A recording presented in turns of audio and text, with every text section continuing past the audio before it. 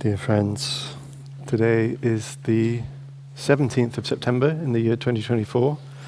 We're on the first full day of our retreat for climate leaders. And we are in the upper hamlet of Plum village in France.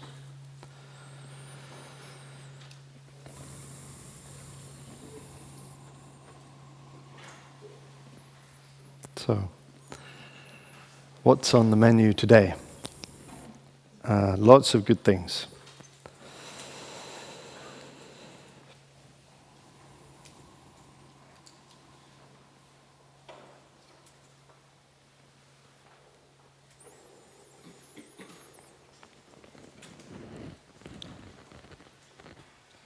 I think most of us probably know or feel that our own well-being has something to do with our effectiveness, right, in achieving the things that we want to achieve.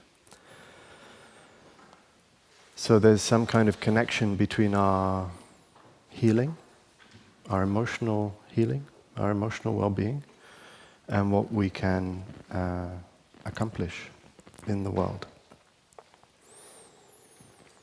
And I want to say that right at the beginning, because what can happen sometimes on our retreats is that we actually do a lot of healing, a lot of transformation happens, and then at the end of the retreat, sometimes we get the question, okay, that's all very well, but what about systems change? What about, structural injustice? What about, the polycrisis? And then we kind of say, well, we just did it. That was it. That was our methodology. That is our approach to systems change. That we actually dissolve the boundary between the inner work and the outer work, because they are not really two separate things. So that's what I hope we can explore a little bit more in depth today.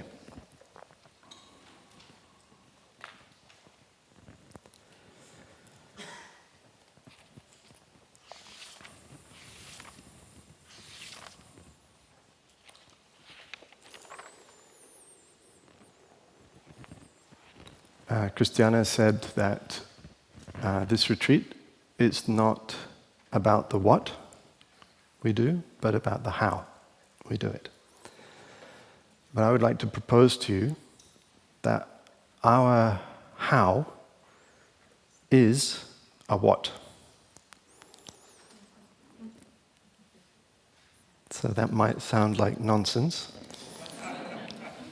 but I hope by the end of this session it'll make a little bit of sense. So what I mean by that is that for us, our way of being in the world, our way of doing what it is that we do, is action.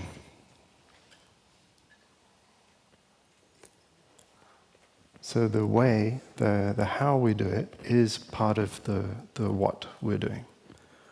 And it's powerful. It's not to be underestimated, the how.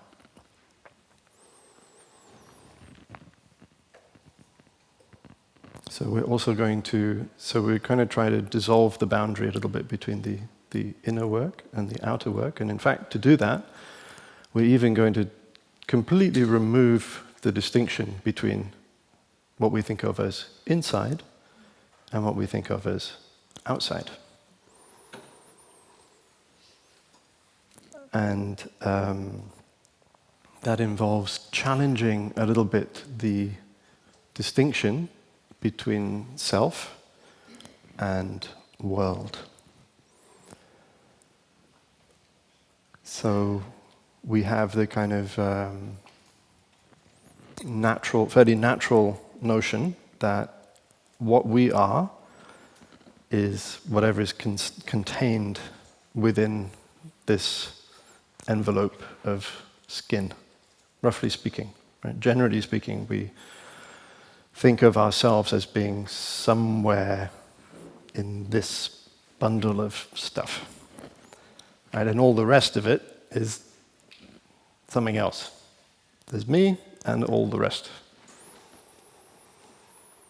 And according to the Buddhist tradition, this is a wrong perception, an erroneous view, and it's not just sort of idle philosophy to examine that, but it's actually potentially at the root of a lot of the trouble that we're in as a society, as a civilization.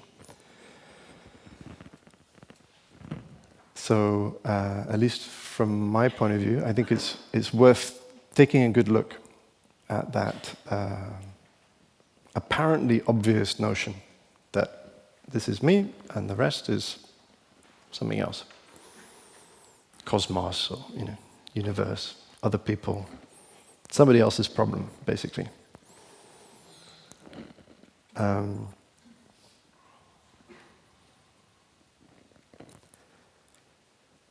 So, what I'm going to propose is that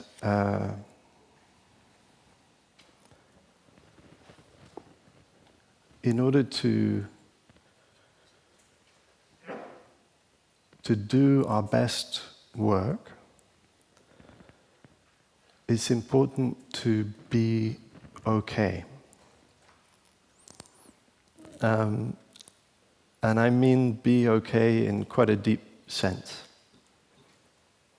I mean to really feel that it's okay to be me. And I want you to just test that with yourself right now. Just try and see, does it feel okay to be you?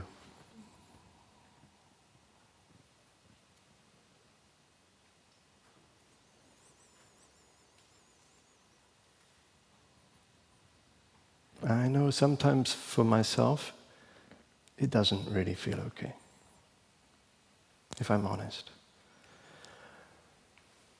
And it doesn't feel okay because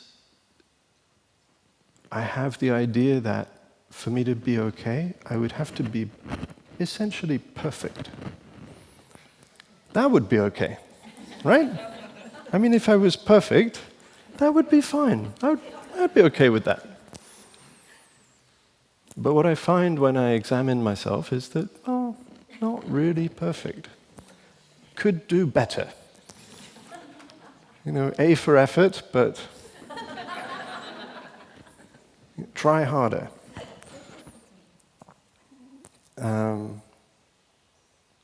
Especially relative to the scale of the challenge that we face, or the multiple intersecting challenges and crises that we face.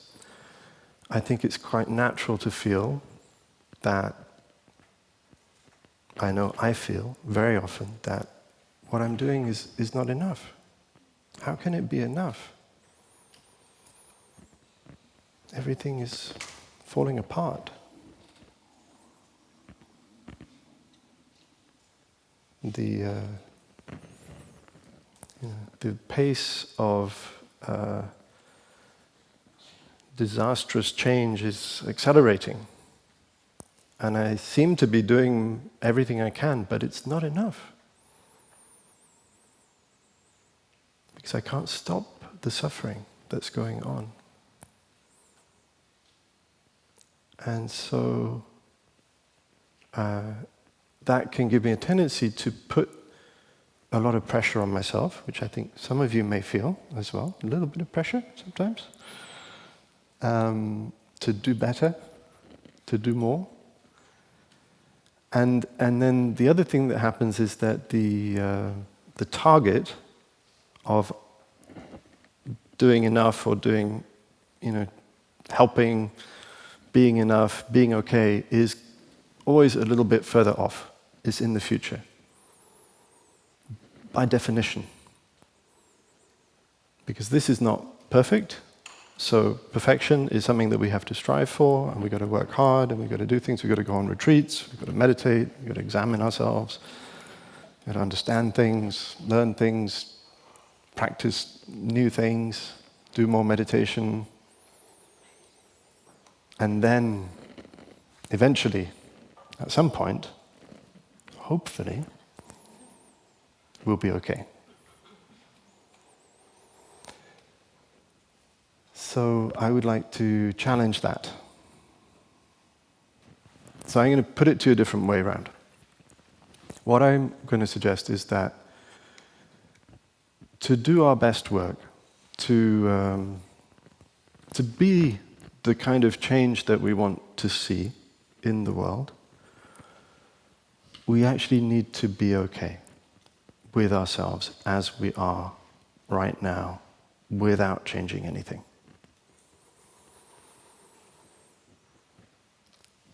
So for me, that's a kind of motivation, right? Because I really want to help. I want to help to reduce suffering, and I think all of you do. That's why you do the work that you do. Despite the burnout, despite the despair, despite the challenge, the constant difficulty, all the different kinds of difficulties that we face, despite all the obstacles, you're still in the game. So there's an enormous, burning desire to help reduce the suffering, avoid the future harms.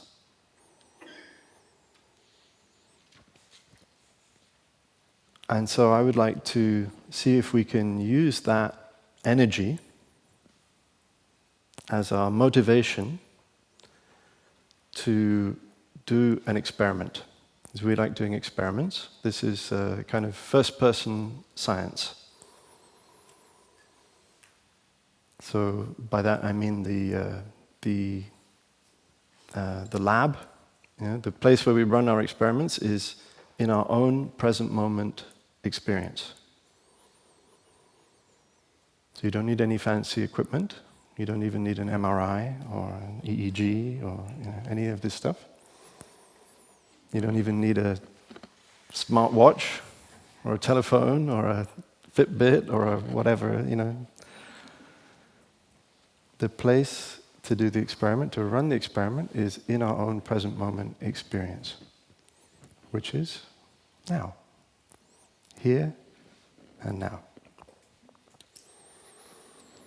And the hypothesis I would like to propose, right? And this is the hypothesis that we're going to test. Okay, we're going to do good science. We're going to formulate a hypothesis. We're going to test the hypothesis. We're going to examine the results, see if the hypothesis was good. So the hypothesis is, it's okay to be you.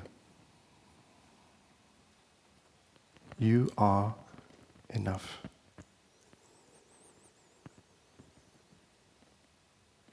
It's better in the first person. So you formulate it for yourself. It is okay to be me.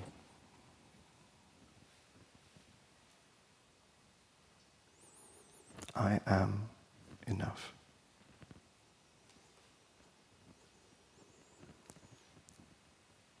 So when we take that hypothesis and we run the experiment, that means it's kind of like what Christiana was saying. It's like trying on a shirt.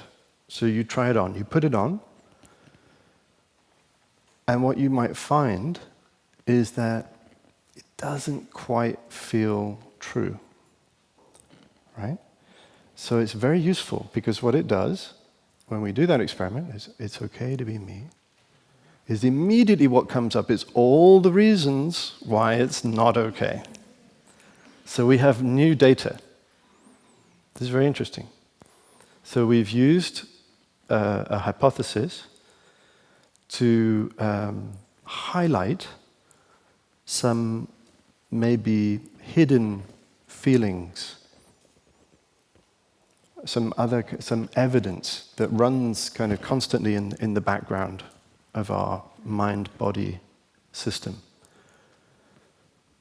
that's telling us, not quite okay, no, not really, not quite good enough, no, could do better, need to improve that, probably need to do a bit more of that, a bit less of that, need to completely stop doing that, too much time on the phone, stop watching Netflix, while preparing dinner,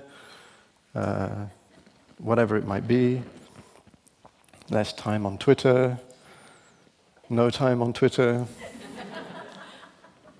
and so on and so on.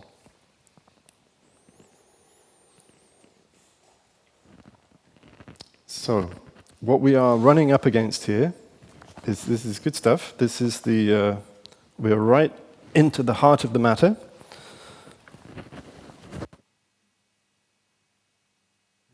Monastery, so this is a Buddhist monastery, so we're going to do some Buddhist stuff. You came here, it's not my fault. So you might have heard about something called the Four Noble Truths. Okay, anybody heard about the Four Noble Truths? Yeah? Anybody know what they are? Yes? Number one? Suffering. Suffering exists. Suffering exists. Yes. Number two? Not quite. No. Number two, anyone else? Causes. Suffering has causes. Yes, the causes of suffering. Number three? No. Suffering can end. Yes. Suffering can come to an end. The end of suffering. The cessation of suffering. Number four? The path. The way to arrive at the cessation of suffering. Okay, so I'm going to translate these Four Noble Truths a little bit. We'll see what happens. This is also an experiment.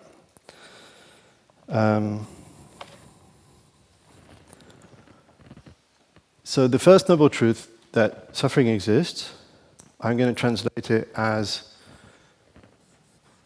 it's not okay.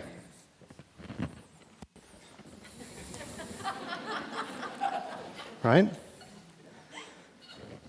Same thing. It's not okay.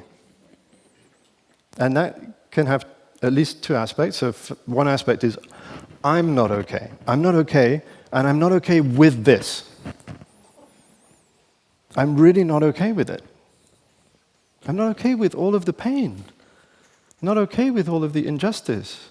I'm not okay with the extinction of so many species. I'm not okay with the cutting down of the forests, the polluting of the rivers, the dumping of plastic into the oceans. I'm not okay with that. I'm not okay with the endless racism and sexism and homophobia and the wars and the killing and the injustice. I am not okay with that. I don't know if you are, but I am not okay with that. No way.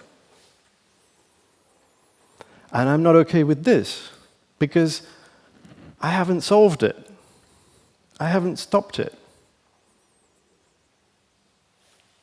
I've been a monk for 17 years, and look, it's still chaos out there.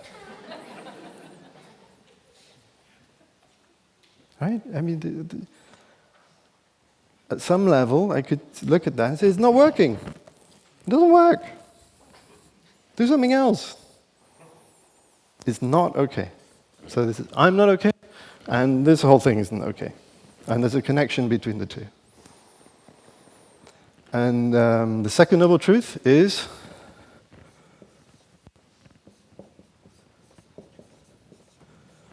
because reasons.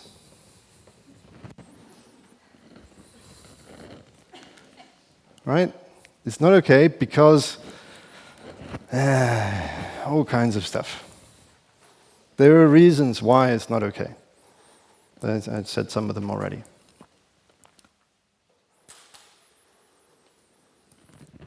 And so I can go on in my conviction that it's not okay because I have reasons. I have so much evidence. Right? I could talk to you all day about why it's not okay. I love the statistics, the data, the information. Oh my goodness, I love that stuff. I'm addicted to that stuff. About me, about the world, about the environment, about why it's accelerating, and it's, oh dear, disaster. So I have lots and lots of evidence. I can maintain my belief that it's not okay. And then the third noble truth is, you should know this by now, it is okay.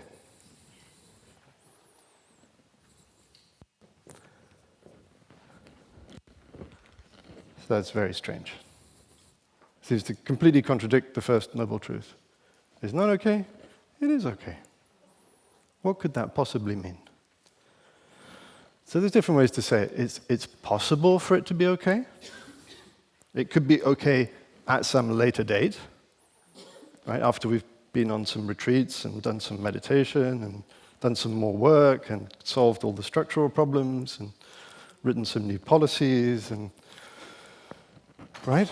Then it'll be okay. There's like cessation of suffering at a later date. Right? And then we have the fourth noble truth, which is it's kind of like the how-to.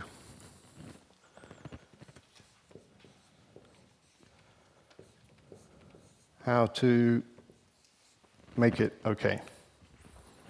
Okay, so that's 1, 2, 3, 4. Okay, loose translation. Of the Four Noble Truths. But fairly accurate, I think. So, if we're going to do this Buddhism thing seriously, then we have to kind of deal with the fact that the Buddha, and not only the Buddha, but Tai, my teacher, and many other teachers, say that this number 3 is not later. It's now. And this is really hard to believe. And does anybody believe it? That it is okay? That you're okay? I'm okay? It's all okay? Not really. Don't really buy it. But we're going to have to try. Okay? This is the challenge of Buddhism. So, what I'd like to do, I think for myself, when I first encountered these Four Noble Truths, these teachings, I treated them as being based in time as well. So, the I'm not okay is present, in the present moment. I'm not okay now. But the reasons why I'm not okay, I situated them typically in the past. There are things that happened, bad things, people said not nice things, did not nice things, I did things I regret. Things happened in the past, ancestral suffering, intergenerational trauma, collective trauma, planetary trauma, the ravages of our civilization, of our way of being. Those are the things that have accumulated in the past and given rise to this present moment and made this present moment not okay. And it is actually okay. I situated that in the future. It will be okay after I've done lots of meditation and understood everything and understood myself and healed all my wounds and the how-to, the path, is also kind of hopefully in the present, but mostly in the future. It's this long kind of shopping list of things I have to do, the Noble Eightfold Path, and I've got to do this, and I've got to not do that, and more of this, less of that, for a long time, and then eventually it'll be okay. But as I practiced more with this teaching, I started to wonder if actually it's more helpful to formulate all of these Four Noble Truths in the present. Right? So the feeling of it's not okay is present. I can confirm. That's, you can test for yourself, don't take my word for it. And if it isn't true, great. But at least for me, a lot of the time, it feels pretty true, it's not okay. But the reasons it's not okay, I think it's more helpful to examine what are the things that we are consciously but mostly unconsciously doing, continuously engaged in at a habitual level that continue to make us believe that it's not okay. Right? So it's not so much the stuff that happened to us in the past that we didn't like. Because if it was that, we would have no agency. Because you can't change what happened to you. You can't do anything about it. Sorry. I wish it were not so. But we can change how we relate to it, how we tell it, how we construe it in the present. That's something that we are doing in the present, consciously and mostly unconsciously.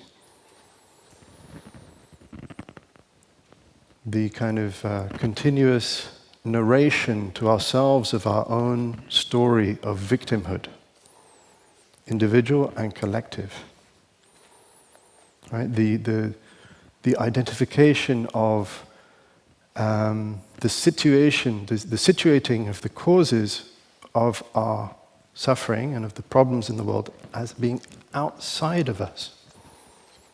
Other people, things that people did, people said, or things that people are doing and saying now. The politicians that are refusing to budge. The oil CEOs that want to rake every last dollar of profit at any cost to the planet and to humans and other species. We make them the cause, we blame, and we become the victim of the situation. So I think it's interesting to see if we can identify things that we are doing now, because if we can find those things, that means we can stop doing them. And that is our agency, that is our freedom, that's our power. That's something that we can do something about. We can take action. It might be quite a subtle kind of action, but still action. And we restore our freedom. And I would like you to just put that in your pocket and consider that maybe everything that we are doing in this retreat, all of this mindful this and mindful that, right? Mindful toothbrushing in the morning, mindful walking to the bathroom, mindful eating of breakfast, all of that is to help us to recognize the kinds of things that we're doing in the present moment that might actually be continuously maintaining the feeling of it's not okay. So just to take an example, tension. The tension that we hold in our body. The set of our jaw and our shoulders somehow encodes or encapsulates our attitude, our general attitude. We are actually telling ourselves in our own bodies, it's not okay. With our constant bracing.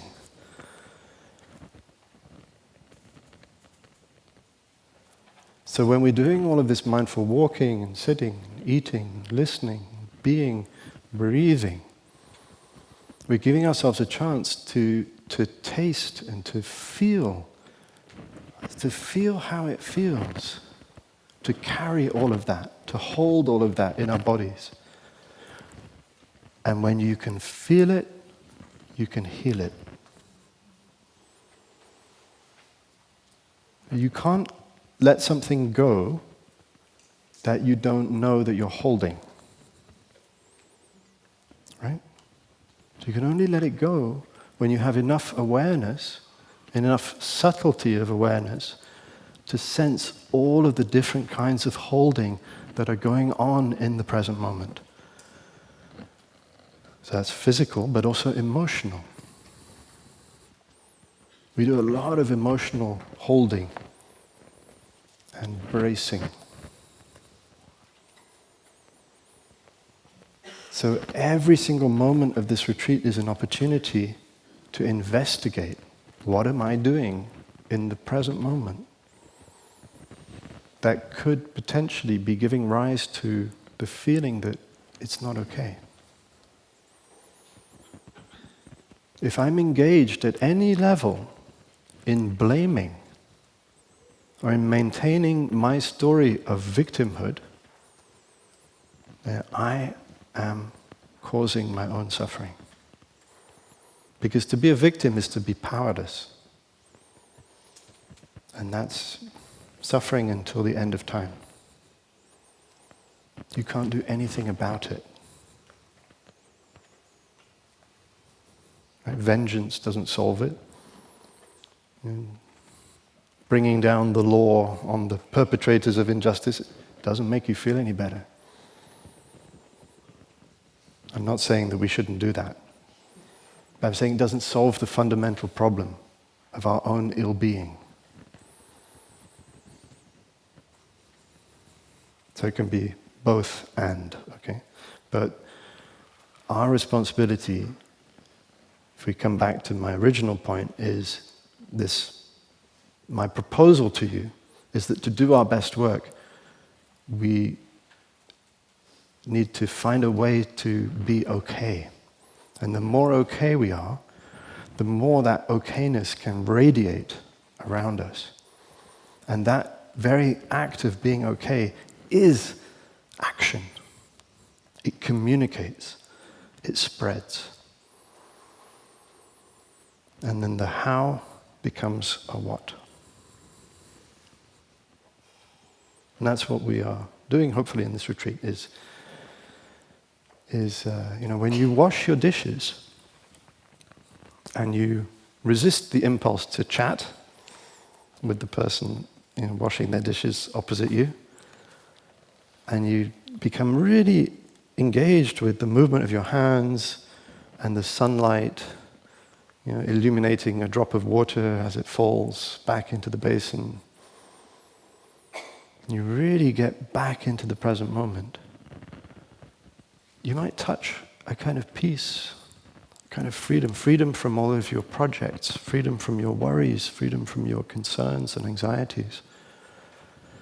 And you radiate a stability, a solidity, a kind of joy, a simple one. You become like a child. The drops of water are very beautiful. They're miraculous, each one. Each one is a condensation of clouds. Each one is the expression of the whole hydrological cycle. And it's right there, plop, being caught in a sunbeam. It's magic. All of it is magic.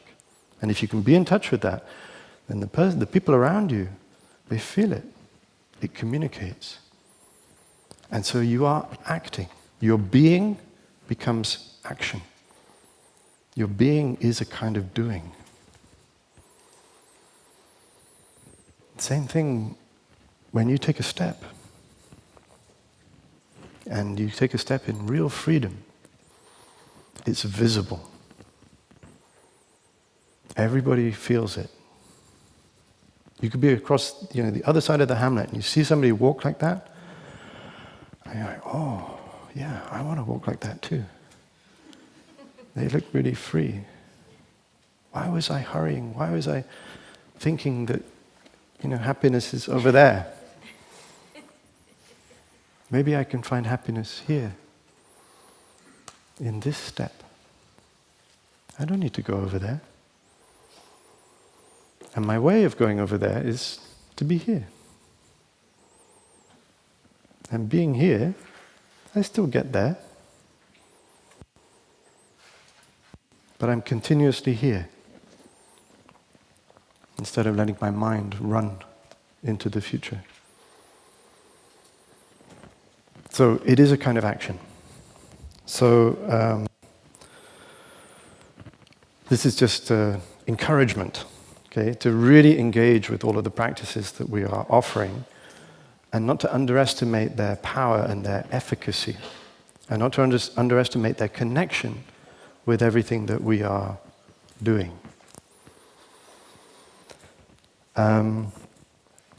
So, present moment, first noble truth, present moment reasons that we are maintaining our belief in the not okayness of things. Potentially, present moment, that's the hypothesis, right? That it is actually okay already now without changing anything. Very hard to believe, but that's the proposal. And that means that the how, the path, the way, is also now.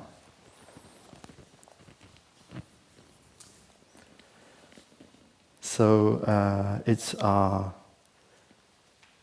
our how, which is only ever now, right? The way we relate to ourselves, to our stories, to our hurt, to our tension, to our feelings. All of that is in the present. And we can do it differently from this, the accumulation of evidence of why it's not okay.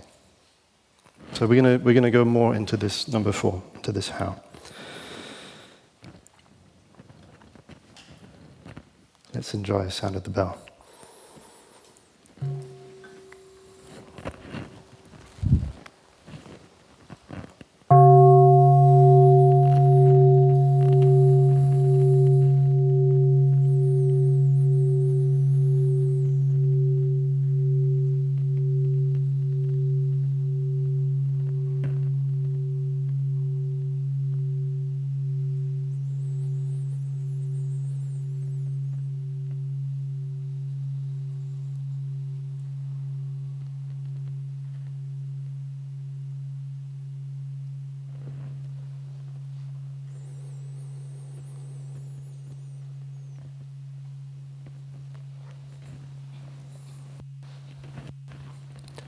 So one of the things that we can start to investigate about these 4 noble truths is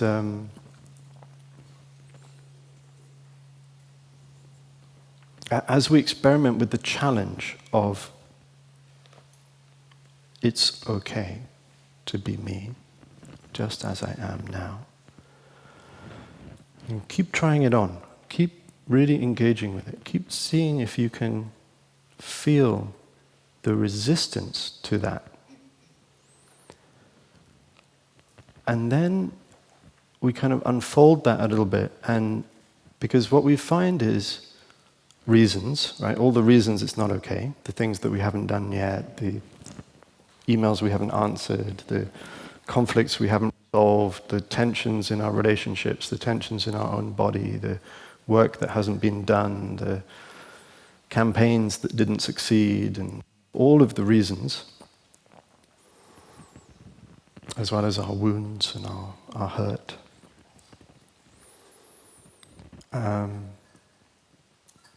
It's very difficult to hold all of that, to be in touch with all of that, and feel that it's okay. But in order to really engage with this proposition that it is okay, the next thing that we can experiment with is, what if it's okay to be a little bit uncomfortable? Right? So we're very averse to discomfort. Right? We're very averse to painful feelings. We don't like them. We would like them to go away. But as we know, they are there. There are uncomfortable truths. There are painful things happening in us and around us. And as we increase our sensitivity, our mindfulness, our awareness, we get more in touch with that pain and discomfort and tension and emotional unease. And then you're supposed to feel that it's okay, but it doesn't feel, it feels worse. You do mindfulness, you feel worse. It's terrible. Now I'm aware of all of these problems. All the time. Terrible. It's not what I signed up for. But we have to go one step further and challenge ourselves a little bit. Say, well, what if I could be okay with all of this? Let me actually feel this discomfort instead of running from it. Because what we've trained ourselves to do, and what our civilization is set up to help us do, is to run from it and cover it up and avoid it in every possible way. We have so many options, so many ways to avoid feeling what it is that we are feeling.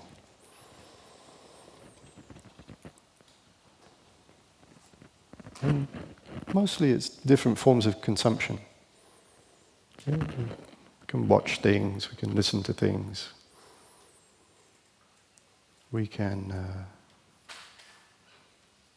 distract ourselves. We can go to the fridge, open a bottle of something. Sometimes even just go and, talk to someone, have a conversation, just anything not to feel this. I don't want to be alone, I don't want to be lonely, be around other people. And sometimes it's the work. Right? We bury ourselves in the work, not to feel what we're feeling. And the moment the campaign is ended and we've got nothing to do, we're supposed to be happy and relaxed. Oh. You might actually feel awful because we've trained ourselves in this constant running.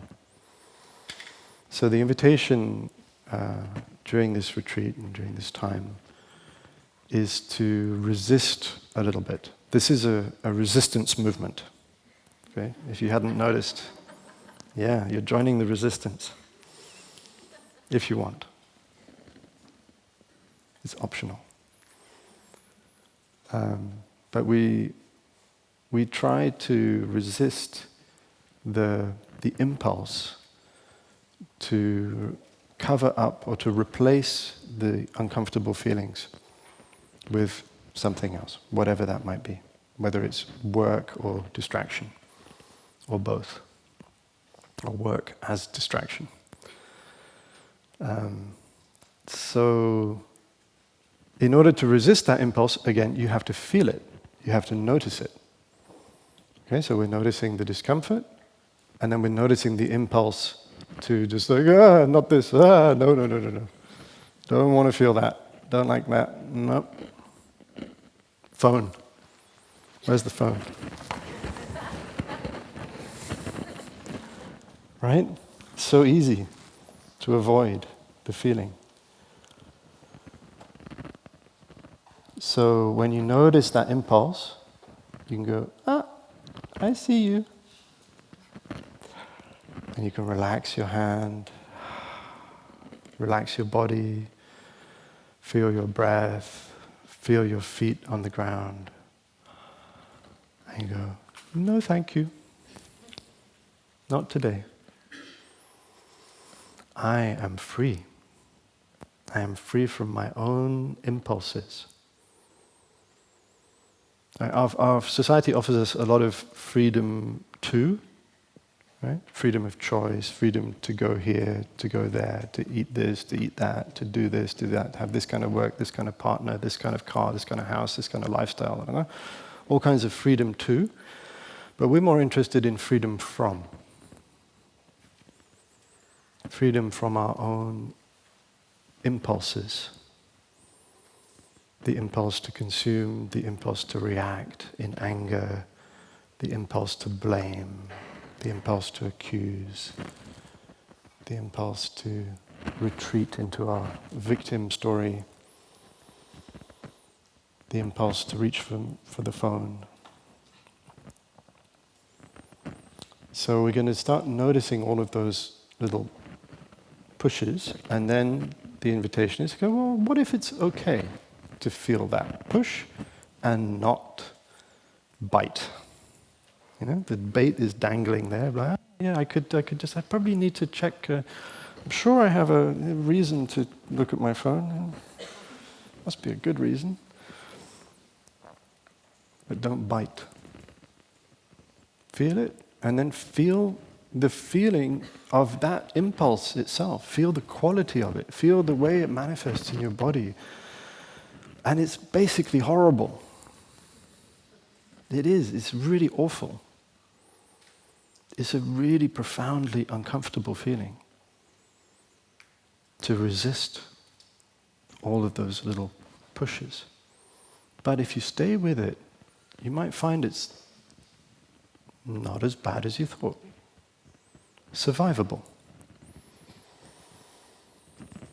Maybe even it's okay. So we're going to be exploring being comfortable with discomfort. Okay. So part of this this number 2, because reasons, part of the things that we do that make us feel continuously not okay, one of the things that we do is that we constantly shore up this story of separation. Right? That I'm this. You remember how we started? I'm this, and the rest of this is something else. And that is a kind of story that we are telling unconsciously, continuously reinforcing by our language as well. Our language convinces us of this because we have personal pronouns, right? We have subject, verb, object constructions, right? We say I, me, mine. And so it's quite compelling. It seems to be true, right? That I am in control of this, and you're in control of that. Separate, different. And the cosmos, nothing I can do about it. It seems to be that there's a separation. But that separation, I would say, is one of the causes of our pain. It's the cause of the feeling of alienation, of separation, of loneliness, disconnection.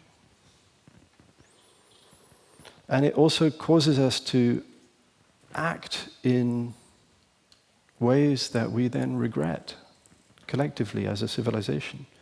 Right? If we believe that we are just human beings and the earth is there for our use, and that it's basically indifferent, dead matter, then we do very destructive things. And we can even tell the story in a way that we dehumanize other humans and do terrible things to them. If we feel that we are separate, different race, different ideology, different creed, separate. So if we're separate, then it doesn't matter what happens to you. It doesn't affect me. So I would say that this is a cause, a very, very significant cause of the harm that we are doing, that we are engaged in, and it's a cause of our own deep pain. And so we need to address it.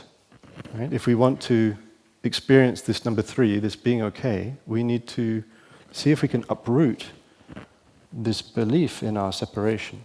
Now, I'm pretty sure that most of you in this room, maybe all of you, already, to a very large extent, are kind of down with interdependence, right? Interbeing, reciprocity. Yeah, it's obvious, right? We're interconnected. We're down with it. And we've already signed up to that program. So why am I talking about it still?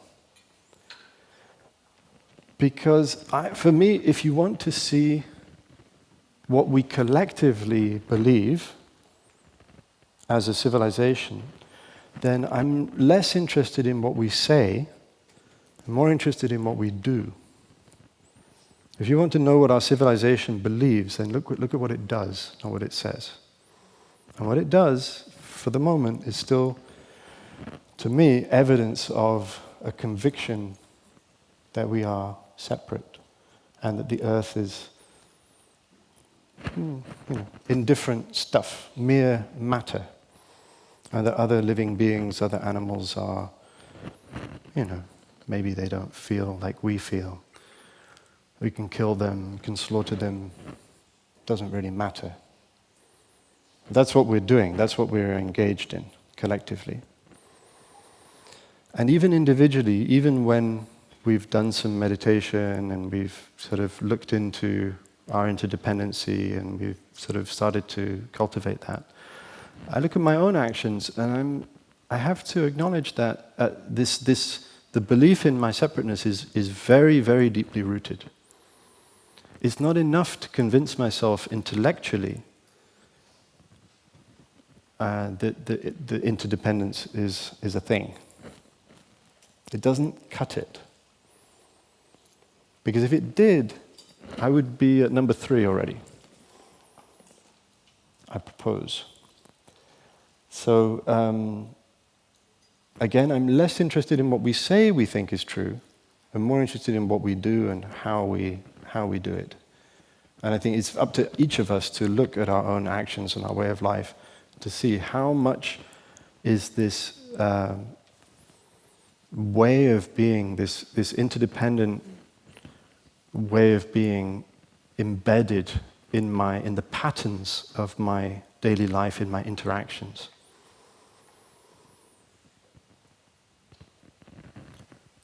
Especially when it comes to enemies, political, professional, institutional, organizational, the people we're against sometimes. We definitely don't feel interdependent, interconnected. But that's how far we have to go, to be able to look at people we think are evil, doing terrible things, and see that they are also us.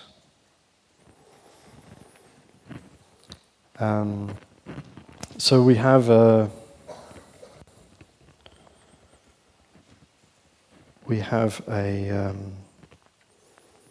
way to highlight these the kinds of notions, the kinds of things that we are unconsciously doing, the kinds of stories that we're unconsciously telling that might be the cause of suffering.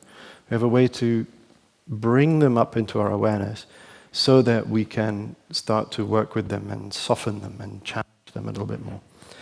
So this formulation comes from the Diamond Sutra, the Vajradika Prajna Paramita Sutra, which is the diamond that cuts through illusions and takes us to the other shore.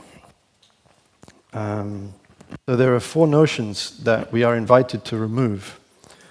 And the first is the notion of self, and then the notion of human, or human being, the notion of living being, and the notion of lifespan. And I know that many of you may have heard some version of this before, whether on the SASP course or in one of these retreats. We might have mentioned this teaching already.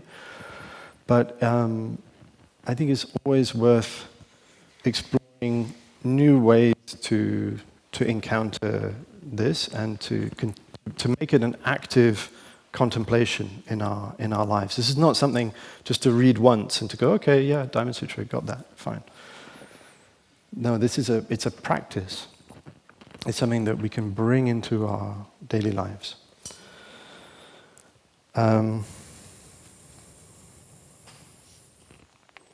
So these four notions taken together, if we can remove them, what results is the insight of interbeing. Not the notion of interbeing, right? We've got the notion of interbeing already. But we want the insight of interbeing. We want the living insight of interbeing to transform the warp and the weft of our life, the fabric of our life. So let's have a little look. We've already looked a little bit at the notion of self. And one of the ways that we can soften and sort of start to loosen this notion is to see our interconnection with our ancestors and our descendants. So it's very, especially when we're doing this work of being with pain and being with discomfort, being with our own habits, what you might find as you look into the set of your shoulders, your jaw, and your attitude, your tension, your reactivity, you might find that some of it kind of has a flavor you can recognize. You can go like, oh, yeah, my mum was kind of like that. My dad's kind of like that. My grandmother, grandfather. So there's something which is transmitted, inherited, that goes from generation to generation. An attitude, a way of being. It's not exactly ours. And once we start to do that, we can it's kind of like we expand our awareness in time. We become aware that we're just part of a stream of inheritance and transmission. And it's not just genetic, right? But we're also the flowing together of many different kinds of inheritance and transmission, many different streams. All of our teachers, all of the people who have influenced us, positively and negatively, they've shaped us. There's a sense in which I wouldn't be me, if I hadn't met my teacher, if I hadn't met Thich Nhat Hanh. So he's in me. He's part of me. He's part of who I am. Not exactly separate. And that goes for all of my teachers, my cello teachers, my piano teachers, my math teachers. They're all manifesting in me in this present moment. And then you can extend that also to our culture. We have a kind of cultural inheritance. Where we grew up, what the atmosphere was like in the city or the town or the village where we grew up. It forms us. It's part of us. If we hadn't had those laws, if we hadn't had those values, we would be different. I feel incredibly lucky to have grown up in a country that's been free from war.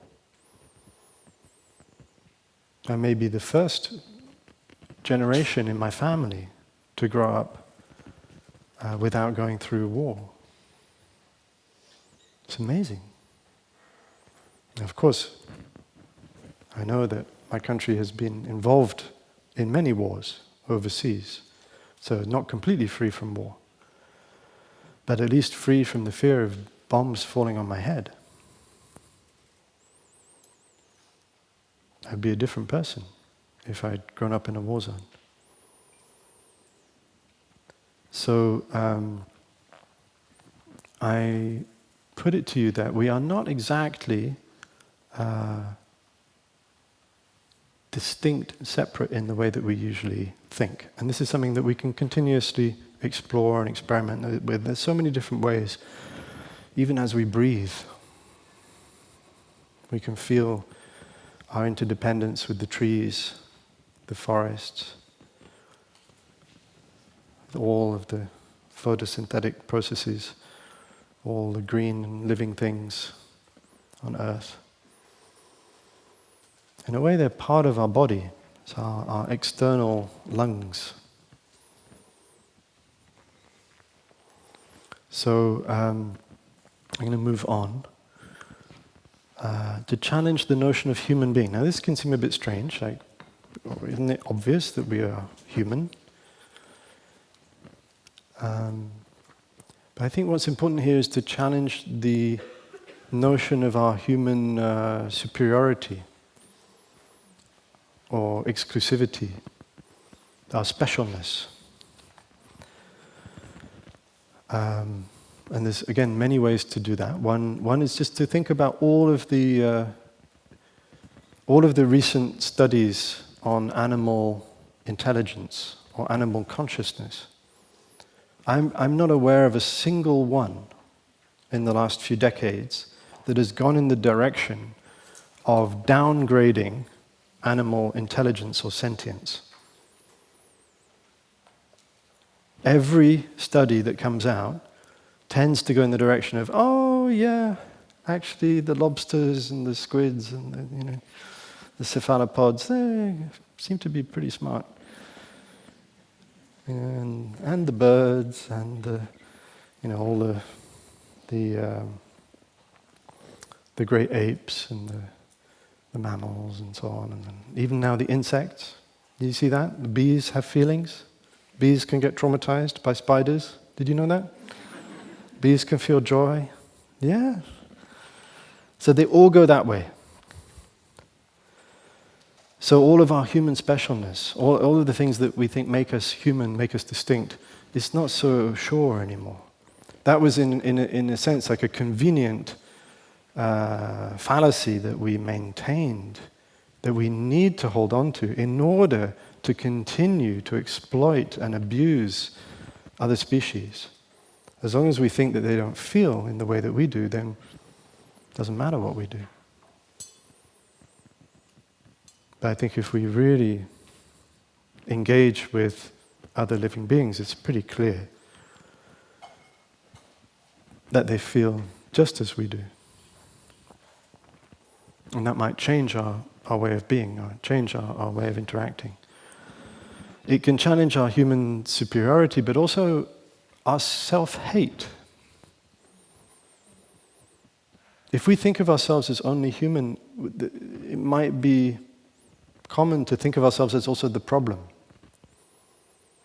You might have, I know for a long time in my childhood and my adolescence, I kind of thought like, look, it's just humans that are making a mess. If you got rid of us, the world would restore itself. We're the virus, we're the cancer. Get rid of the humans. Everything will be fine. But because we're not separate,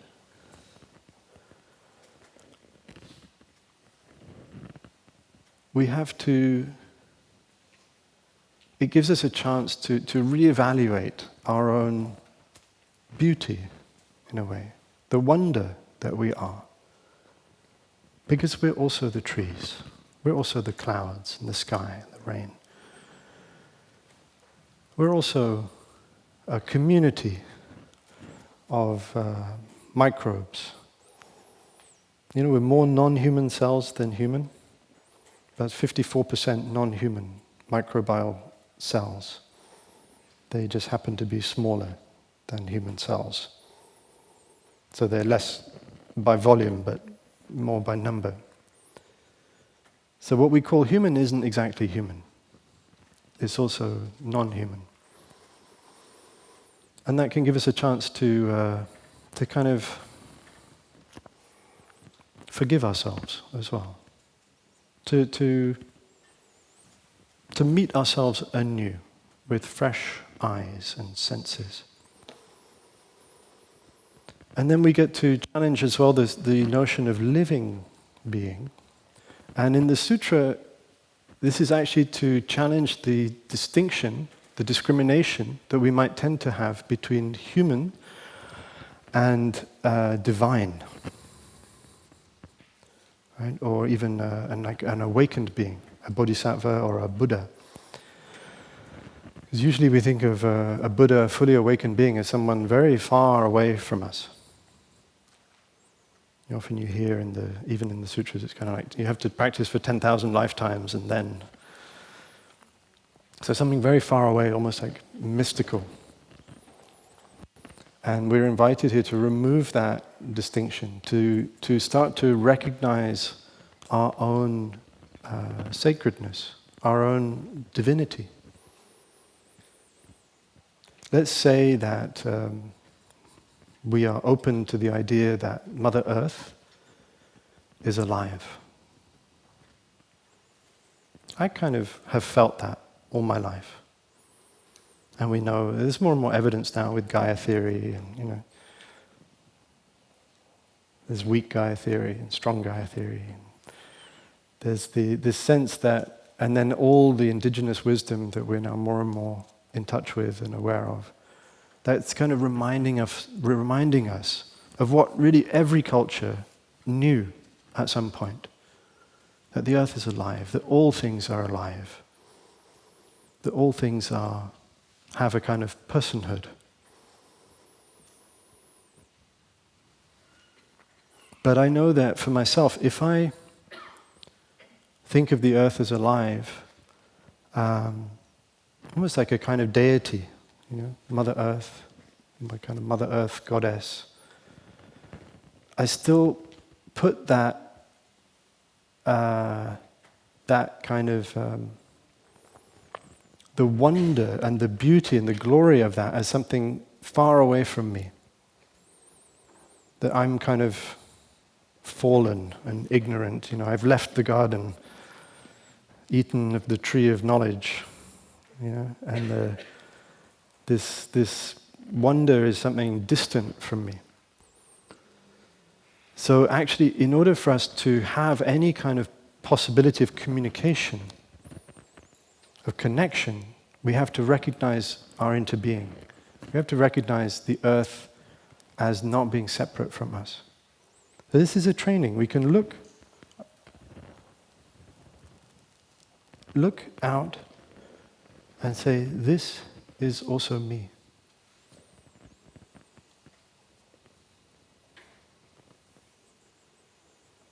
That without this earth, I could not have manifested. I am a manifestation of the earth's consciousness, of the earth's feeling, of the earth's awareness, of the earth's love. Like if we can feel, right, we can feel joy, we can feel wonder, we can feel awe. Where did that come from? It didn't come from nowhere.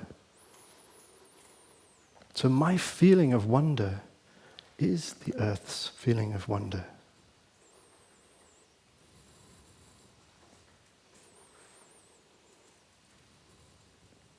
Something to experiment with, especially as we practice walking meditation. You can walk on the living earth. Feel, if you can, that you are treading on the living planet. Challenge the notion that this matter, this stuff, these atoms and molecules are dead or inert. We don't know so much. That's a kind of arrogance to assume that.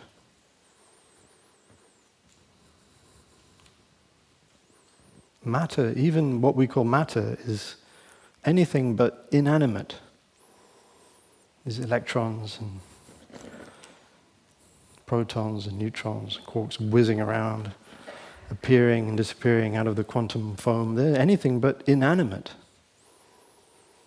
They are very animate.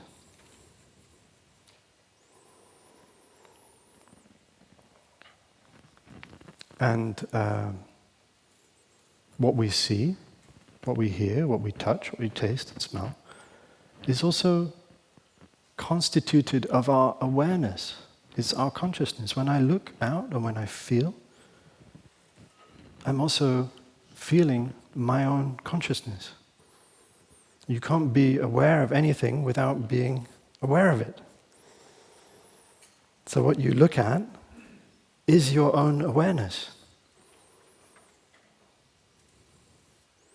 It's not separate in the way that we usually think. And then we can remove the notion of lifespan as well, this notion that we were born at a certain time, we die at a certain time.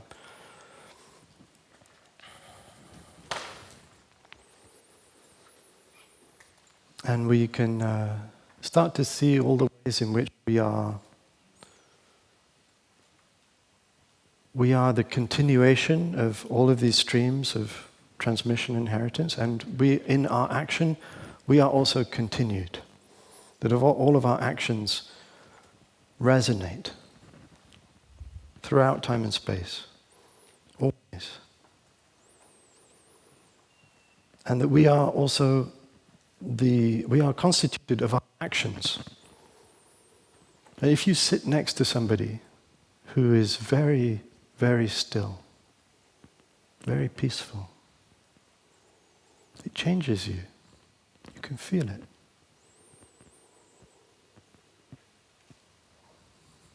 So that is, in a sense, their action, but it resonates in you. And your action resonates in others. Your way of being, your way of walking, your way of doing the dishes. Not limited to you. It communicates, it spreads. That's also you. You are this constantly expanding wavefront of actions, of thinking, of speaking, of your body. And it never stops. It's not subject to birth and death.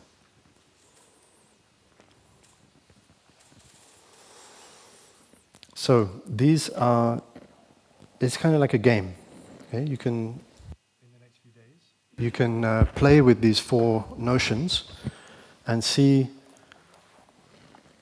if you can at least soften them, loosen them, and see if that has any impact, right, on your feeling of being okay or not okay. So let's take a little break. We're going to listen to a sound of the bell. You can just relax, forget about everything I said.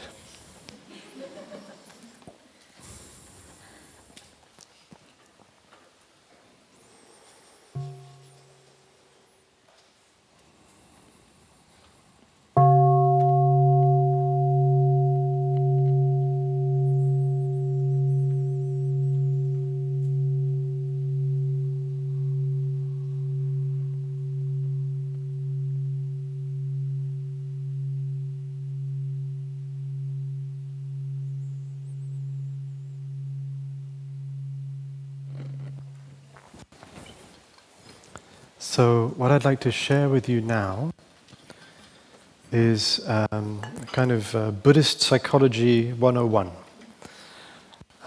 So we know that in the course of our daily life we may have sometimes some strong emotions coming up, and hopefully this model of Buddhist psychology, this map, can help us to navigate and to handle those strong emotions when they appear. So we're going to look at the model of Buddhist psychology. We're going to also talk a little bit about the practice of dropping the story and how to do that, and then the practice of selective watering of our garden. If we see ourselves as a kind of garden, and we see each other as gardens, then we can choose what we want to cultivate in our garden. So that's what is going to happen, hopefully.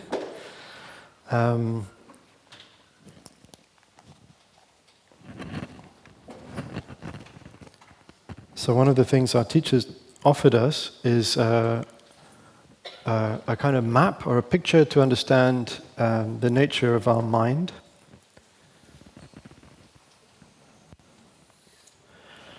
And sometimes when he would draw this circle, he would say, that's the first mistake. So we draw a circle and then we divide it in two, and we say this is our mind consciousness. And this, in the Buddhist teaching, we call storehouse or store consciousness. So the mind consciousness is what we usually think of as our waking consciousness. So it's our kind of waking, choosing, deciding, judging, reacting, our normal waking consciousness. And store consciousness can be compared to, but it's not the same as, but can be compared to the unconscious part of our mind, or what in neuroscience is sometimes called background consciousness. So there's a whole lot of stuff that's happening in the background for us, for example, to maintain homeostasis, to maintain our body temperature, blood pressure, heart rate, breathing rate, muscle tension, balance. All of these things are not happening through conscious control, mostly. They are happening in the background. Also a lot of linguistic processing, understanding of what people are saying, visual processing, so all kinds of sensory processing. Most of this is happening outside of our conscious control. A lot of our reacting as well. But things like, so we have some nice examples, like when you are asleep, store consciousness is still functioning. It never stops. So mind consciousness stops when you are in deep sleep, no longer active. Deep dreamless sleep, very pleasant, very restful. But store consciousness is still operating, and we know that because if you're cold, you pull up the blankets, even while you're deep asleep. You don't choose to do that, but your store consciousness knows how to do that. There's lots of nice experiments that show this as well. Like people respond differently to different words. If you go to somebody while they're sleeping and you say, I don't know, banana, they don't wake up, usually, maybe unless they're hungry. But if you go to them and say fire, they wake up. Right? Or emergency, or something like that. Danger. So there's a part of our consciousness which is always on, always listening, always alert. And that is, in this tradition, what we call store consciousness. But in the Buddhist tradition, store consciousness goes a little bit further, because it's not seen as something which is individual, not exactly individual. Right? So it's actually vast, really unimaginably vast. And we call it store because it stores all kinds of seeds. And the seeds can be, seeds, it's just a metaphor. They can also be thought of as potentials. So these are all the things that we could think or feel or perceive. So if you think about it right now, hopefully you're not angry. Hope you're not angry. I'm not angry. But I know that I have the potential to become angry. And I can't say that I don't have the potential to become angry. And I think it's probably true for all of us. Right? If I said the right thing or the wrong thing, I could probably make you angry. And so right now you're not angry, so you might say, well, anger is not there in my consciousness, but the potential for anger is there. Also, the potential for compassion, for love, for kindness, for joy, for equanimity. All of these are potentials which may or may not be manifest in the present moment. We also have a potential for mindfulness. So mindfulness can also be thought of as a seed which is there, which is innate, is in all of us as a potential. We also have a seed of awakening, seed of understanding, enlightenment, insight. So storehouse consciousness is said to contain all the seeds. All the seeds. And that includes includes memories. It includes learned behaviors. So store consciousness is constantly learning and making a lot of our activity automatic. So when you first learn to drive, you have to do everything consciously, and you have to remember clutch, gear stick, check mirrors, and it's all very confusing and complicated and kind of overwhelming because you're doing it with your mind consciousness, and mind is rather slow.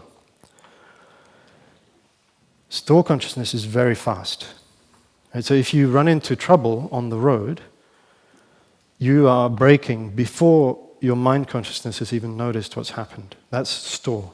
Store can intervene and slam down the brakes before you even know what's happened. It's very, very quick. And once you've learned how to drive, all of those learned behaviors, all of those sequences of patterns of action get kind of downloaded into store and become automatic, to the point where you can drive and have a conversation, listen to a podcast, think about something else, be totally elsewhere, and all of the driving happens. Mostly okay. Might be good to practice a little bit more mindful driving, but anyway, we can do a lot of things on automatic pilot. And in fact, maybe a lot of our life is happening on automatic pilot, including our reactivity and our way of responding to emotional situations and challenges. So,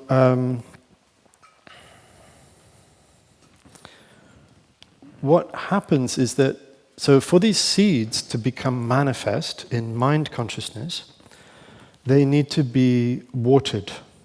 They need to be triggered somehow. So we stick with the kind of organic metaphor, right? The store is like the soil, right? You can't interact with it directly because it's hidden, it's buried. So the seeds are buried in the ground. You can't go and mess with them. You can't interact with the seeds as seeds. You have to interact with the seeds when they become manifest in your mind consciousness, and there they become what we call mental formations. So formation is a technical term in Buddhism which is very, very useful. We say formation because formation allows for the possibility for things not to be singular, but to be the result of many causes and conditions. Right? So we like to train ourselves to see everything as formations. Right? So physical formations like stars, planets, galaxies. These are physical formations: mountains, rivers, continents, islands, oceans, all kinds of stuff. All physical formations. There's physiological formations like hands and eyes and bodies. And there are mental formations. Right? So anger, when it's manifest in our consciousness, when you feel angry, that is what we call a mental formation, which is the coming together of many different causes and conditions, which is partly maybe your childhood, partly your parents, the way of upbringing, maybe the situation, the proximate cause, the thing that somebody said to make you upset. but it's also all of your history, all of your way of reacting, and it's the seed, the potential for anger that's there lying quietly, sleeping in your store consciousness, and suddenly it wakes up. And it becomes a beautiful flower in your mind consciousness. So here's the seed of anger, and it's been touched, and now it is manifested as a mental formation. So, the question for us as practitioners is, what then do we do about it? Can we do anything? Or are we just victim of our own anger? Are we just subject to it? Is it just going to push us around and make us say and do things that we might regret, and eventually it'll calm down and go away? Or is there something that we can do? So we're interested in agency and regaining our freedom and our sovereignty. So for us, we like to invite another mental formation to be present with a potentially unpleasant mental formation. So it's not to say that anger is necessarily bad. Anger has its role to play as well. It's just an energy. But we know from our experience that sometimes we can do and say things that we regret. So our anger, at least for me, or our despair, or our anxiety, our loneliness, our hate, they need a good friend. It would be a pity to leave them alone in our mind consciousness, to let them take the steering wheel completely. So we invite, actively, we call upon another potential that might be there, that is there in our store consciousness, and this is, primarily we call on the seed of mindfulness to manifest and become the mental formation of mindfulness. So mindfulness is also an energy. It's the energy that allows us to be aware of what is going on inside and around us. So the moment that you recognize that anger is manifest in your mind consciousness, that it's present, that's already the action of mindfulness in your consciousness, because you've recognized it. So that faculty of saying, oh, I'm angry, this is how it feels to be angry, is already the action of mindfulness. But we can strengthen it. And the more mindfulness we have, the more freedom we have to choose how we want to respond, how we want to behave. And the same thing for our despair, for our anxiety, our craving, our jealousy. The seed of mindfulness is always there. But it can be stronger or weaker, and we can cultivate it.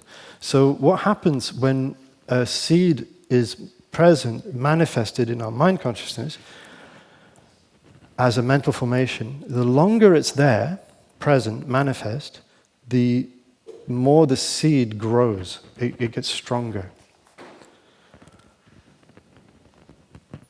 So if we want to strengthen the seed of mindfulness, so it's there for us when we need it, we need to make a habit of mindfulness, many habits of mindfulness. That's why for us, we like to say there's only one style of walking in Plum Village, mindful walking.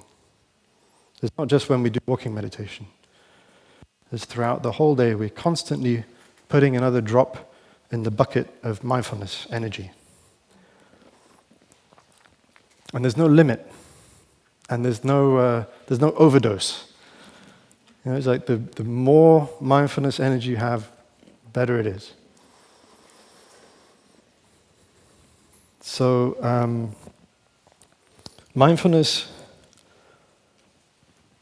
can be a good friend to other kinds of maybe more unpleasant mental formations that might come and visit from time to time. Might be triggered by reading the news. And it's very easy if you are following any climate news for the seed of despair to be triggered and to manifest as a mental formation of despair. And the mental formation of despair is very unpleasant, very painful. And if we leave it there too long, it can occupy, our mind and kind of dominate our action, our way of being. It can spread to people around us as well, to our environment. So we call on the seed of mindfulness. We say, the first thing we can say is, hello. Hello, my despair. Hello, my anxiety. I know you. I see you. I recognize you. I know you're there. That's mindfulness. Right, so it's not like some mystical, difficult, complicated thing. Right? Say, call upon the seed of mindfulness and go to manifest. Sounds very complicated. No, it's very simple. Just say hello. Yeah. Well, when I first heard this teaching, I thought it was kind of a metaphor. Like, okay, yeah, he means like kind of say hello metaphorically, kind of like, so I made it 30,000 times more complicated than it is. He literally meant say hello. I thought that was too childish. I thought that was kind of naive and, no, that's not really serious, is it? It's just sort of being poetic. No. Literally say hello. Because what happens the moment that we say hello, the situation is completely different. Anger may still be there, despair may still be there, but it's no longer alone. The other thing that happens is that you can very quickly shift from the point of view, the attitude, the belief that I am angry. That's a kind of belief, that's a way of stating the problem. I am feeling overwhelmed by despair. I am overwhelmed by my anxiety. Right? That's a way of telling the story, that's a way of telling the present moment. Okay? That confirms this, number one, not okay, I'm not okay. So the way of telling is the number two. It's the maintaining of the belief that I'm not okay, because it tells me that I am only despair, only anxiety, only anger. The moment I say hello, the situation is completely different, because there is anger, there is anxiety, there is despair. But what I can say is, oh, there is a part of me which feels anxious. And it's true. There's a part of me that feels despair. There's a part of me that feels anger. And there's a part of me which is aware of the feeling of anxiety or despair or anger or whatever it may be. So now there's a new situation. I am not completely inhabited by that unpleasant feeling. It's still there, but it's only a part of me. And now I'm bringing my awareness to this other part of me, which may be very vast, which is awareness, the energy of mindfulness. So it's important for us as a Buddhist tradition in the 21st century, in this kind of secular age, in the age of secular mindfulness, to distinguish a little bit what we mean by mindfulness from what is sometimes bruited about in the secular mindfulness space. So for us, mindfulness is not neutral. It's not just a kind of neutral assessment, recognizing non-judgmentally, da-da-da. It's not quite it. Whenever my teacher spoke about mindfulness, he always used words like tenderness, like care, love. So for us, mindfulness has those characteristics. It is caring, it is tender, it's loving. So already, just being aware of the anger is a kind of loving embrace of the anger. It's not a rejection of the anger, it's not a refusal of it, it's not trying to make it go away, it's not trying to get rid of it. So it's a special kind of hello. It's not a kind of hello and goodbye, right? It's not hello and get the heck out of here. It's not a hello and slam the door. Hello, I don't want you. No, it's a hello. You're welcome. Please, have a cup of tea. Let me sit next to you. Can I sit next to you? It's a feeling. It's a feeling of, yeah, this isn't nice. This is a little unpleasant, but maybe I can be with it. And sometimes it feels a little scary. Sometimes it feels like, I can't be with it. This is too strong. I'm too close to overwhelm, to panic attack, to whatever it may be. My mindfulness isn't strong enough to hold it. So that's when we need to phone a friend. We might need somebody to hold our hand. Sometimes literally. Holding somebody's hand, especially somebody you love, somebody who cares for you, changes your whole physiology, changes your nervous system. There's lots of really nice studies on this. It changes your evaluation of difficult tasks, like how high a mountain is that you're going to climb. Literally, you hold somebody's hand, you say that the mountain is less steep. It's amazing. Not only that, but when you climb the mountain, you use less energy. So it's not just make-believe. It's literally easier.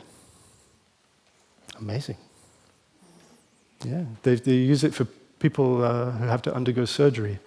They realize that if there's somebody who loves them to hold their hand, everything goes better. They can tolerate the intervention, the surgery, they heal faster, everything works better. So it's very important to realize that this circle is kind of misleading. Because what it leads us to think is that there is an inside and an outside. There is a me within the circle, my mind, my store, my seed of mindfulness, my seed of despair, right? And there's everything else which is outside. Not quite true. So what I like to do is to kind of open this boundary. And you can experiment with this, especially if you have a good friend, or even as you're here, even sitting here in this hall, we're not alone. We're not separate. And you might find already that it's a little easier to hold the pain, to say hello to the despair, and not be overwhelmed, because we're doing it together.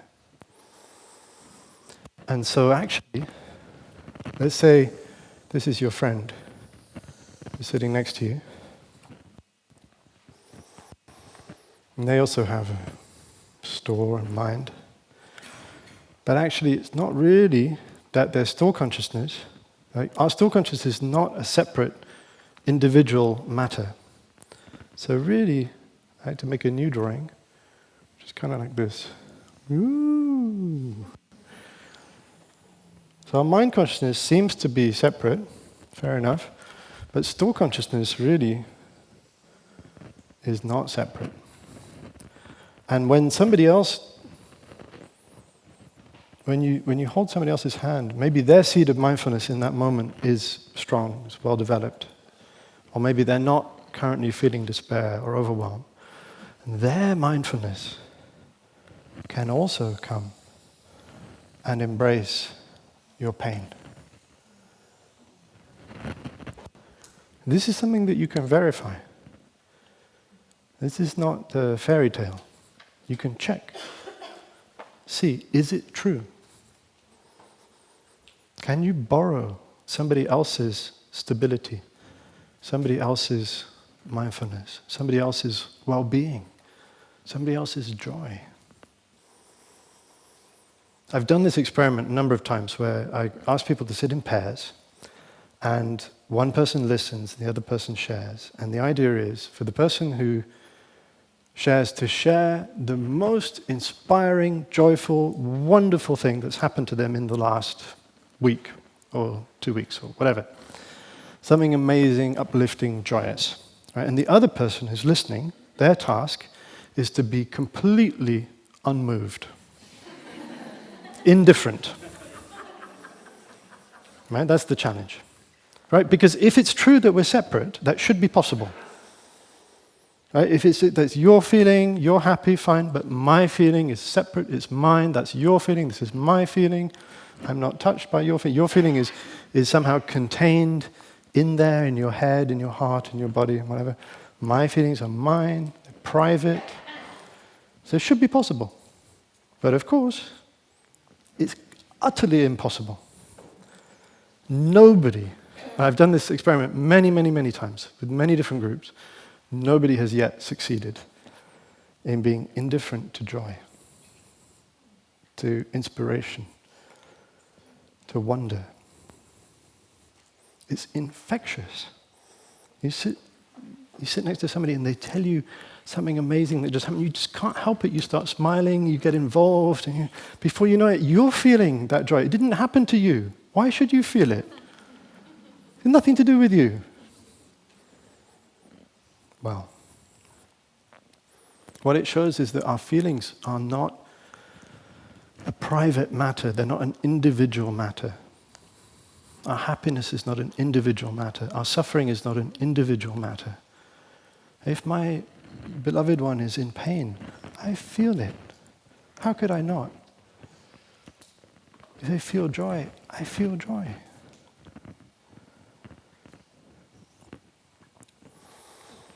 So, in the context of our community, that means, in a sense, that joy is our responsibility. We have a responsibility to generate a feeling of joy, to generate a feeling of compassion, a thought of kindness. That's action that we can take right now. A thought of forgiveness. Is there somebody in your life that you are holding a little grudge against? Somebody who, maybe somebody you love, somebody close to you, but they said or did something in a way that you felt not respected, wasn't kind, and you're a little bit giving them the cold shoulder, waiting for them to apologize. What if right now, in this very moment, you could send a thought of forgiveness, of love? It doesn't mean you become a doormat, It doesn't mean condoning that behavior. But it means understanding. It means taking a step in the direction of love. This is action. It's a way of being. It's a how that is a what.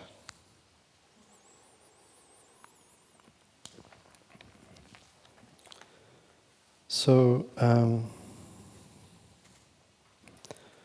this business of mindfulness is very important. That's really the key. We have to notice what's happening. In order to be able to take action, we need to be aware of what is going on. The difficulty is that sometimes we're feeling something, a mental formation is present, but we haven't yet noticed.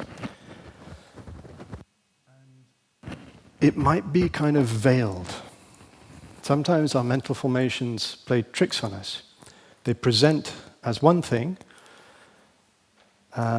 but actually there's something else underneath. Sometimes what we think is our anger is actually our sadness. Sometimes our despair is actually our grief.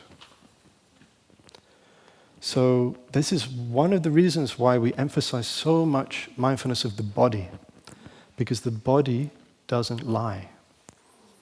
The body doesn't make up stories. Our mind makes up all kinds of complicated, fanciful stories. We're very good at confabulation, making shit up. And coming up with all kinds of reasons why. Remember, because reasons? That's our mind. We're making stuff up. Making it make sense. Even if it makes us feel bad. Right, so it's very useful to check in with the body. Because our body is it's a kind of barometer. It's a way for us to really start to become aware of what is going on in the present moment. Everything is expressed in the body. We are an embodied consciousness, and whatever is happening in the mind is also happening in the body. So in a way, it's a little bit easier to deal with, a little bit easier to become aware of, to cultivate a deep awareness of. So we can start with tension, just noticing the patterns of tension that we hold. And then you might start to feel that in that pattern of tension, there's a kind of attitude, a kind of posture towards life, challenge, difficulty. It has a kind of flavor. And you can start to say hello to that. Remember? Say hello. Hello, the feeling of being burdened by pain, by grief, by the enormity of the challenge. Hello to the way that expresses itself in my body and my sensations. Let me feel into that sensation and see if I can accept and be okay with this manifestation of discomfort. Let me see if I can welcome it. Say hello and say you're welcome to stay as long as you want. This is a terrifying proposition with our pain. But that's the attitude. If you really want, let's say your friend is suffering and you really want to help them, you're not going to help them by giving them the feeling that they're not welcome and that they need to feel better. Stop bothering me with your pain. It doesn't work. They're not going to open up. So your pain is the same. Your pain will not open up to you, will not reveal itself to you until you let it know that it's welcome and it can stay as long as it wants. And the moment you do that genuinely, it might reveal itself to you. So now we are entering the territory of drop the story.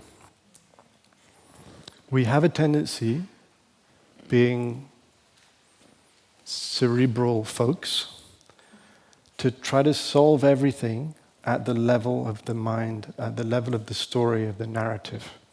And when we face a difficulty, a challenge, we try to solve it. Let's say even you have to give a talk. I know most of you are probably public speakers. And you have to choose what are you going to say, and what order, and how you're going to say it, and what jokes are you going to tell. And we have a tendency to try to solve that with our mind. Or you face a challenge, a difficulty in a relationship.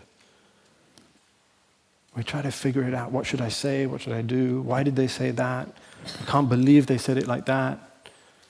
They have to apologize. I need to apologize. I should have said this. Why didn't I do that? I need to write an email. We're constantly trying to solve it like that. But for me, it's important to realize that the moment I frame the problem in language, I inadvertently introduce a fundamental error, which is self, which is separation. And if you've done any maths, you know that from false premises, you can prove anything. You can make up whatever you want. So for me, it's very important not to introduce false premises. Right? So actually, I have found that it's more effective to leave the realm of language, of narration, of trying to figure it out by what happened. He said this, and she said that, and why did they say this, and I couldn't, I should have said this. It's endless, it's like a labyrinth. And you just go round and round, and you make up more stuff, and it just goes on and on and on. Doesn't work. So that's what I mean by drop the story. It doesn't mean that we're not going to deal with what was said and what happened and what I should say, and I probably maybe will say something, or maybe I will write an email, but I have less faith in the idea that I'm going to solve it at that level.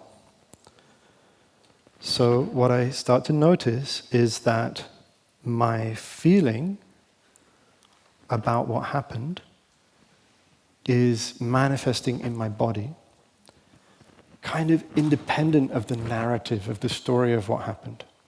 And if I want to really embrace it and take care of it and be there for it and say hello for it and embrace it with the energy of mindfulness, I have to be careful that I'm not, as I'm doing that, I'm in the process of doing it, I'm not nourishing it, feeding it. So let's say I'm angry about something. I might think, this is the danger, okay, of wrong mindfulness.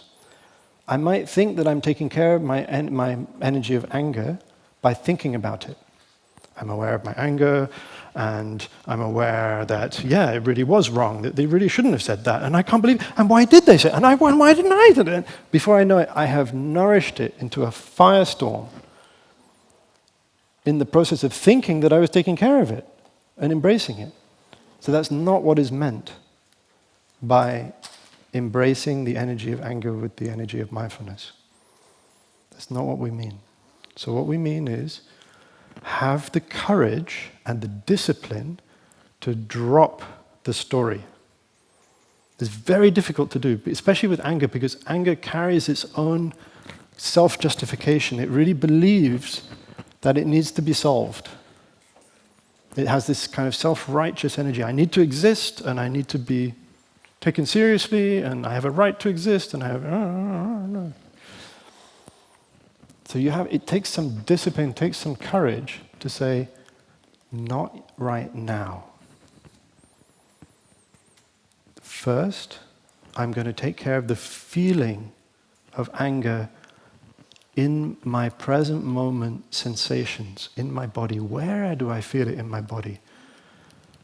Oh, yeah, I feel this tightness in my chest. I feel my palms are sweaty, my fists are tight. Maybe my pulse is racing.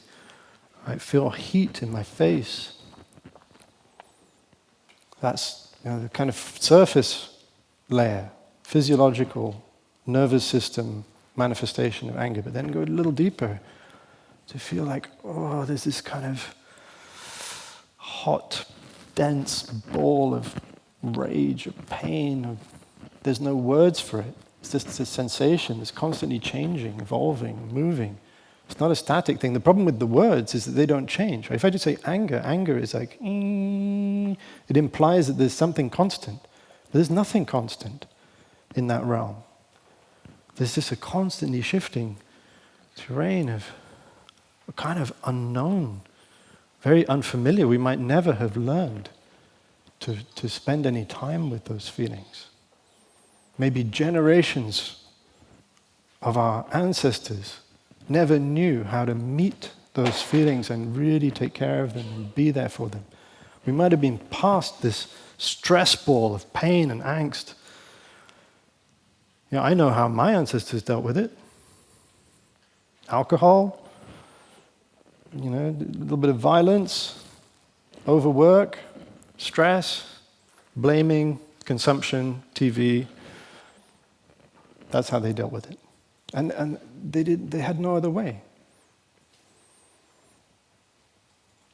And I find that we are extremely fortunate to have run into a teacher and a tradition that offers us this other way.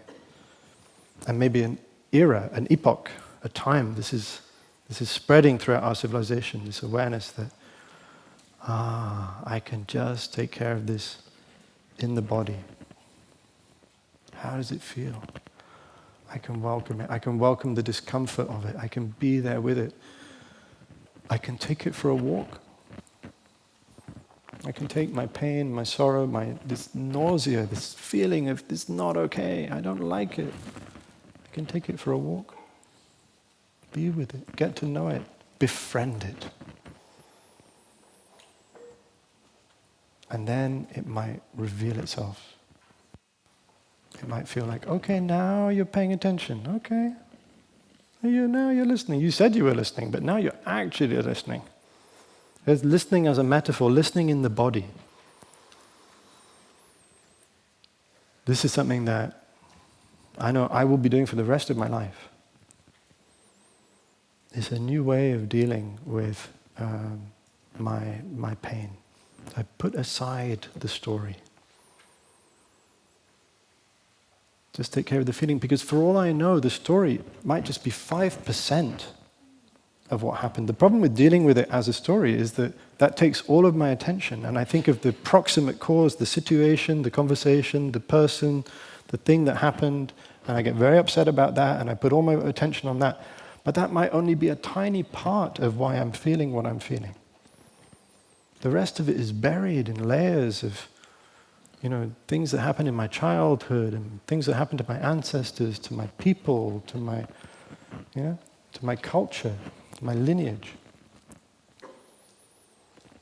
And I have the chance to say, stop. That's why we stop with the sound of the bell so often. Sometimes the bell is kind of annoying, right? This is a bell, oh God. Okay, it's Plum Village. All right. Stop with the bell, fair enough. Yeah, okay. Don't know why. It's kind of pointless, but okay. No. Every time you hear the sound of the bell, you get to check in, see what's there. Oh, wow, I was in the middle of a conversation, but actually I didn't know. I was being driven by this social anxiety. Or I need to prove myself, or I need to convince this person that what I'm saying is awesome, or that I'm likable. There could be all kinds of things going on that have nothing to do with the situation. And we get to care for that. It's so lovely. You get to say, oh, my dear friend, I've ignored you for generation after generation, and now at last I am here for you. Welcome. Welcome, my fellow traveler. It's wonderful.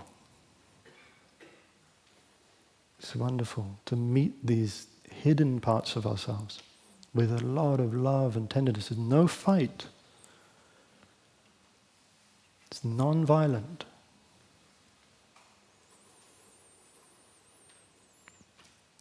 So that's what we mean when we say drop the story. And you might need to drop the story not just once, because the story comes back. The story is a habit. And it'll come back in all kinds of stealth forms, very tricky. And you'll think that now I'm embracing, I'm taking care of the ancestral pain. And before you know it, you're telling yourself a whole other pack of lies, making it worse, feeding it. So this is also what we mean by selective watering. Right? We're going to water, we're not going to nourish those patterns and those habits. We're going to choose to nourish and water other things, like the seed of mindfulness, the seed of joy, the seed of compassion. Tolerance, anyone? Yes? Resistance to tolerance? Okay. So, being a good gardener, we can be a good gardener of our own mind, but also of each other, of the community. And sometimes you don't have to say anything to help somebody embrace their pain. You're just there. Because whatever they're feeling, you're also feeling. Our nervous systems respond to each other. They resonate with each other. If somebody else is upset, you're going to feel it. And so where do you take care of it? You take care of it here, in your body. And by doing that, you help them. This is very powerful. If you're in a meeting, somebody's getting upset, you might have a tendency to blame them and say, oh my God, they always get upset. That's what they always do. But in that moment, you're upset. Take care of it in the body, not the story. The feeling of it, the tension of it, the discomfort of it, the social awkwardness of it. Embrace that with love, with tolerance, with kindness. The situation will change.